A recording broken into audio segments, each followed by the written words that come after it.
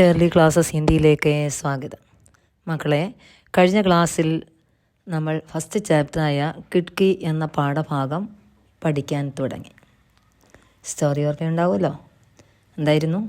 ഒരു ഭർത്താവും ഭാര്യയും കുഞ്ഞുങ്ങളും കൂടി ഹോഷിയാർപൂർ എന്ന സ്ഥലത്തേക്ക് ട്രെയിനിൽ ജനറൽ കോച്ചിൽ യാത്ര ചെയ്യുക ആയിരുന്നു. നോക്കിയേ, ബാക്കി പോർഷൻ നോക്കിയേ, നമുക്ക് പഠിക്കാം. ഞാൻ വായിക്കാൻ പോകണം, നോക്കണം. ദീദി ജമ്മു കി ഷാൾ ലേ ലോ ബഹത് ബഡിയ ഹേ. ദീദി എന്നാൽ എന്താണ് അതിൻ്റെ അർത്ഥം? ചേച്ചി.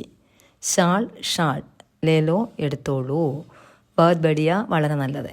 ഓക്കെ, ചേച്ചി ജമ്മുവിൽ നിന്ന് കൊണ്ടുവന്ന ഷാളാണ്, എടുത്തോളൂ, വളരെ നല്ലതാണ്.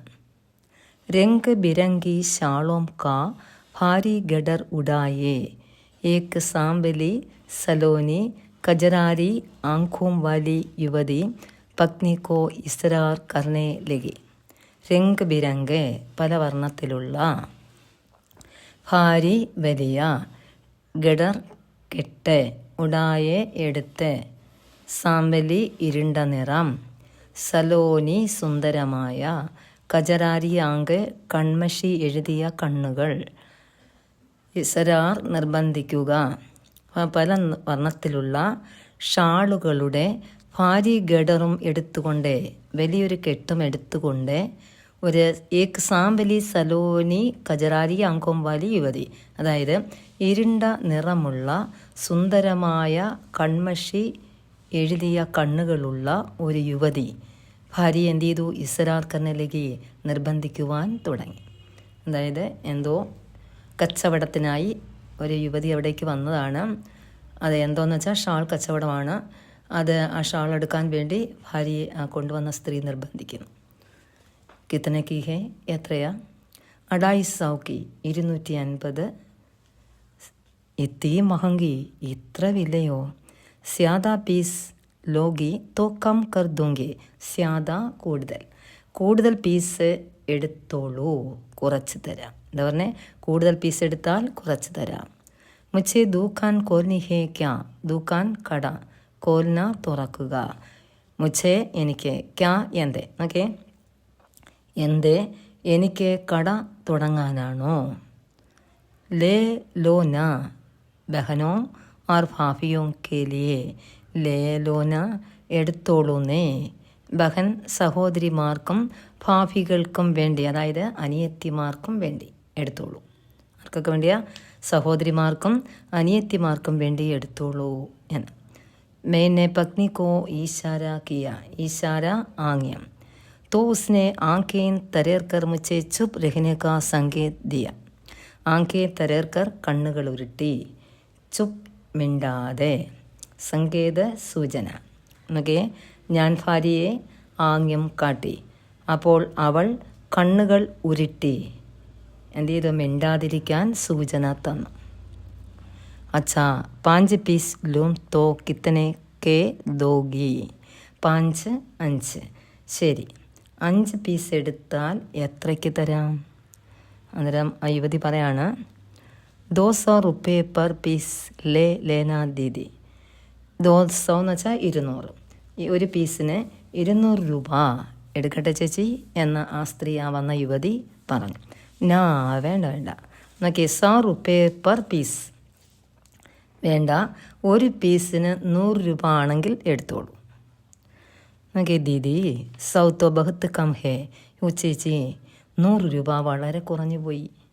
കഹത്തെ ഹുയേ, അത് പറഞ്ഞപ്പോൾ ഉസ്കാ ഗല രൂന്ത് ഗയ. ഗല രൂന്തിന, തൊണ്ടയിടറുക. കജരാരിയാങ്കെ, കൺമഷി എഴുതിയ കണ്ണുകൾ, ഫർ നിറയുക. നോക്കേ, ചേച്ചി 100 രൂപ വളരെ കുറഞ്ഞു പോയി. അങ്ങനെ പറഞ്ഞപ്പോൾ ആ യുവതിയുടെ, അതായത് അവളുടെ ഗല രൂന്തിന, തൊണ്ട ഇടറി. കജരാരി ആങ്ക് എന്ന് വെച്ചാൽ എന്തുവാ?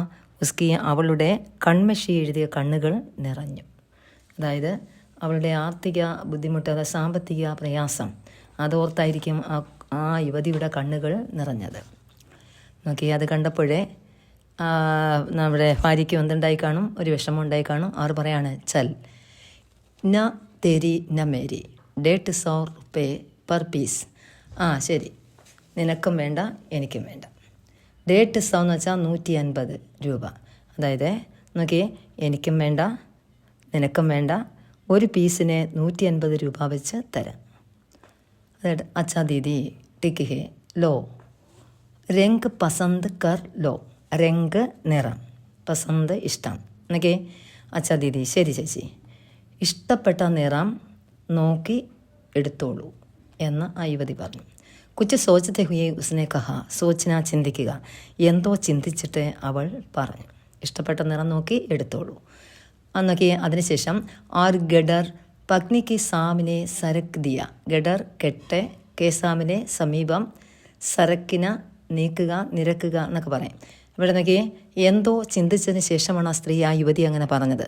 അതിനുശേഷം ആ വലിയ കെട്ടെന്ത് ചെയ്തു, ഭാര്യയുടെ അരികിലേക്ക് നീക്കിവെച്ചു.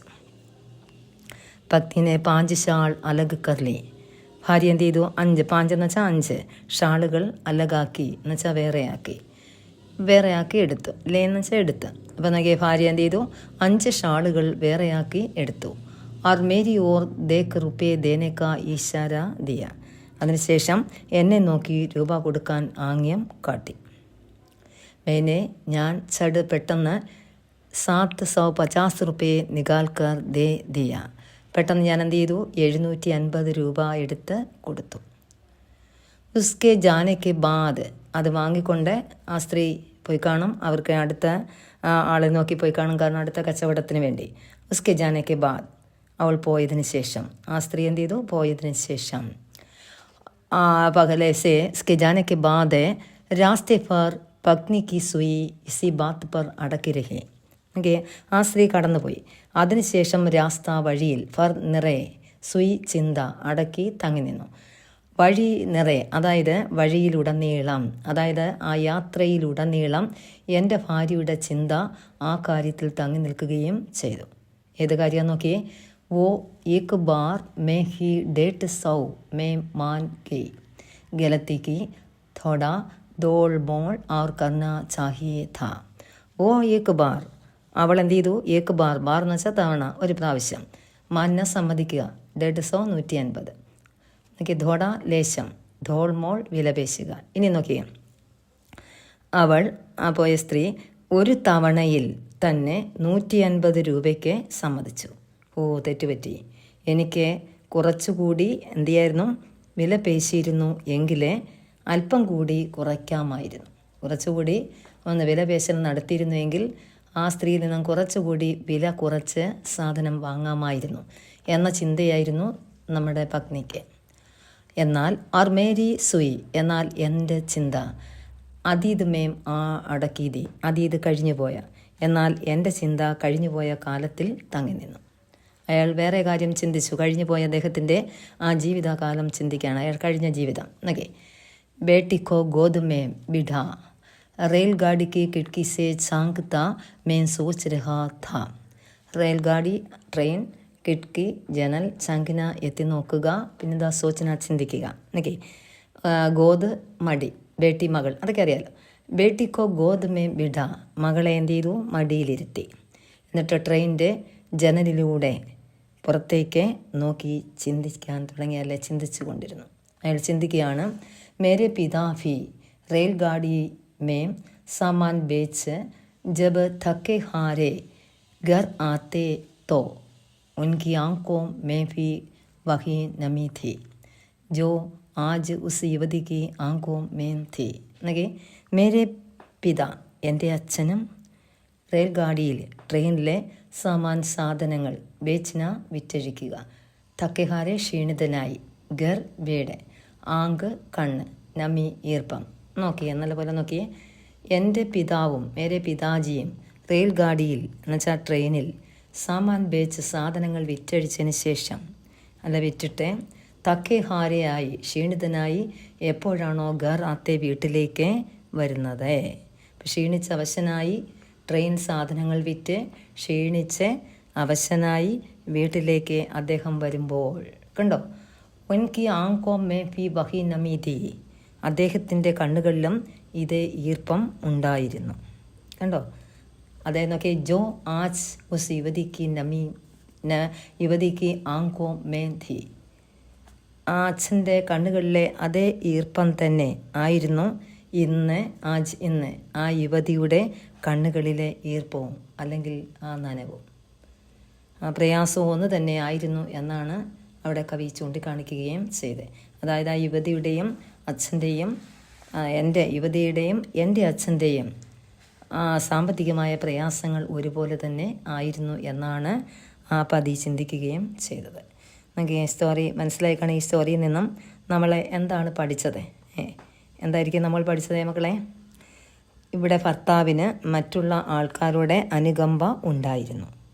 അതുപോലെ നമുക്കും എന്ത് ചെയ്യണം? നമ്മുടെ സഹജീവികളോടെ സ്നേഹം, ദയ, കാരുണ്യം മുതലായവ ഉണ്ടായിരിക്കണം. ഇതാണ് നമ്മൾ പഠിച്ചത്. നമ്മളെ ഈ ക്ലാസ്സിലെ ഈ പാഠം നമ്മൾ പോർഷൻ കഴിഞ്ഞു. പക്ഷെങ്കിൽ ആക്ടിവിറ്റീസ് ഉണ്ട്. അത് അടുത്ത ക്ലാസ്സുകളിൽ നമ്മളെ ആക്ടിവിറ്റീസ് ഓരോന്നായി പഠിപ്പിച്ചു തരും. അടുത്ത ക്ലാസ്സുകൾ, ഇനിയുള്ള അങ്ങോട്ടുള്ള ക്ലാസ്സുകളിൽ ഈ പാഠത്തിൻ്റെ എല്ലാ ആക്ടിവിറ്റീസും നമ്മൾ പഠിച്ചിരിക്കാം. അപ്പോൾ ഈ വീഡിയോ ഇഷ്ടപ്പെട്ടെങ്കിൽ ഒന്ന് ഷെയർ ചെയ്യുക, ഒന്ന് ലൈക്ക് ചെയ്യുക.